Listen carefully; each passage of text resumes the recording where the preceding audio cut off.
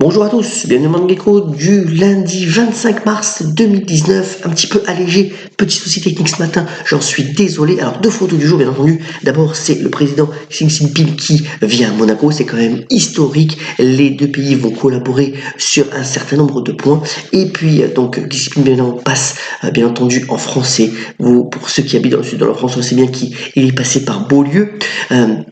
Et le deuxième point, eh bien, c'est sorti dans la nuit, c'est ce fameux rapport Mueller qui était attendu depuis des mois sur une éventuelle collusion entre l'équipe de Donald Trump et la Russie. Eh bien, finalement, ce rapport fait état qu'il n'y a pas véritablement de collusion manifeste. Et donc, c'est une victoire assez nette pour Donald Trump sur ce point-là, même s'il a bien entendu d'autres challenges. Alors, l'autre point clé, bien entendu, sur les marchés financiers, eh bien, ce sont la baisse des bourses. Elle a été assez significative vendredi, vous voyez, 1,90 pour le marché américain, 2% pour le CAC ce matin, 3% donc pour le Nikkei à Tokyo. Eh bien, c'est dû au fait que les marchés prennent enfin acte après des hausses consécutives pendant plusieurs semaines, eh bien, du ralentissement économique assez probable qui est en train de se manifester à travers le monde. On aura ce lundi l'indice IFO en Allemagne qui pourra encore le corroborer, mais à travers véritablement eh bien, toute la planète, l'économie ralentit et assez fortement. Alors, on a eu une double donnée assez importante vendredi, et ça se confirme ce matin. D'abord, eh bien, c'est le fait que les taux à 10 ans sur la courbe allemande, c'est-à-dire en fait, pour un investisseur qui prête à 10 ans sur les obligations allemandes réputées sans risque, eh bien, celui rapporte 0, même moins. C'est-à-dire que le rendement sur 10 ans sera négatif. C'est quand même assez... ça fait longtemps que ça n'était pas arrivé depuis plusieurs mois. Mais voilà, donc on est dans un contexte où on est prêt à prêter de l'argent pour ne pas en gagner. C'est quand même assez particulier comme contexte, malgré le fait que eh bien, de nombreux gouvernements au sein de la zone euro vont tenter donc de trouver des ressources pour relancer un petit peu la machine. L'autre point clé, c'est aussi le fait que la courbe américaine, toujours de ses rendements, est inversée, c'est-à-dire que les rendements à court terme en dollars rapportent plus que les rendements à 10 ans. Là aussi, c'est une situation un peu particulière. Alors, le deuxième point, bien entendu, c'est le contexte où, toujours pour le Brexit, qu'il y a eu une manifestation monstre pour donc à Londres pour éventuellement amener bien le Parlement à voter pour un deuxième référendum.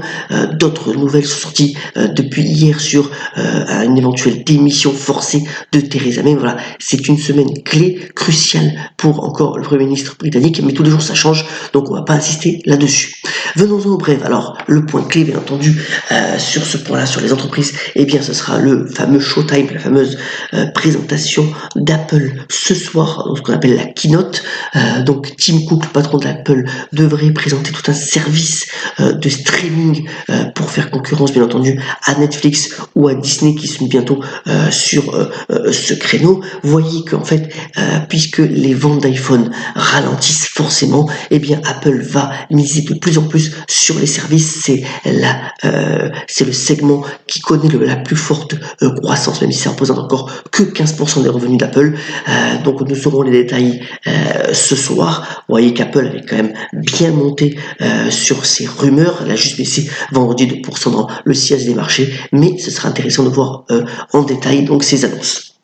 L'autre point, toujours aussi dans la technologie, eh bien c'est Pinterest, ce fameux réseau social, qui n'est pas vraiment un réseau social, qui est plutôt donc on va dire une banque de données concentrée sur les photos. L'idée étant c'est un catalogue à idées qui a rassemblé quand même 250 millions de membres et qui donc va s'introduire sur la bourse des États-Unis. Les derniers résultats de Pinterest sont plutôt encourageants puisque à la fois eh bien l'entreprise américaine a réduit ses pertes et a augmenté son chiffre d'affaires, donc ce sera intéressant de voir comment va se passer donc cette introduction en bourse assez significative après celle de Lévi-Strauss, je vous le rappelle, notamment vendredi, mais il y a pas mal d'introductions importantes donc aux États-Unis qui se déroulent en ce moment. Voilà donc pour l'essentiel de l'actualité. Désolé encore, demain ce Morning Call sera bien entendu plus fourni. On termine comme d'habitude par la Citation du jour toutefois, donc de Simone Signoret qui aurait fêté son anniversaire aujourd'hui et qui a notamment dit « Le secret du bonheur en amour, ce n'est pas d'être aveugle, mais de savoir fermer les yeux quand il le faut. »